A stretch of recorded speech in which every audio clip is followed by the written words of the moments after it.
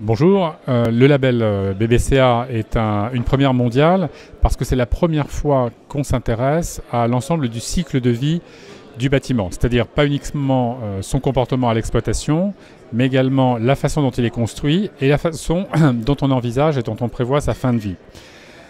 Le label BBCA est aussi totalement innovant en ce sens qu'il se concentre sur un élément, le carbone.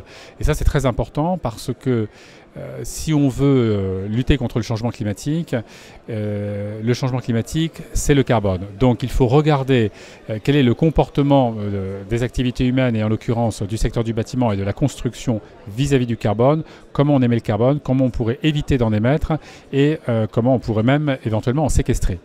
Alors, le label BBCA, très concrètement, ça va donc être des façons de construire frugales en carbone, donc consommant moins de matériaux, avec des chantiers plus rapides, mieux maîtrisés, des matériaux biosourcés, comment on envisage le recyclage, la mutation aussi du bâtiment et le réemploi des matériaux dès le départ, dès le stade de la construction.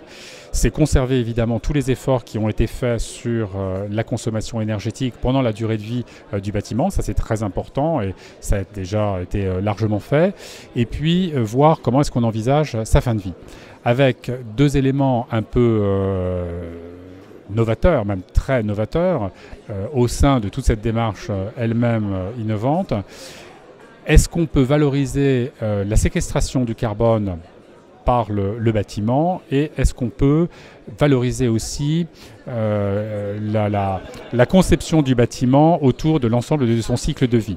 La séquestration du carbone, c'est très simple, ce sont tous les matériaux biogéniques, biosourcés. Ils ont créé, emmagasiné du carbone pendant leur croissance et quand on les emploie dans le bâtiment, on les fige, ils conservent ce carbone pendant toute la durée de vie du bâtiment. C'est par exemple les charpentes des cathédrales, ça fait 700 ans qu'elles conservent le carbone qu'elles ont emmagasiné lorsque les arbres qu'on a utilisés ont cru.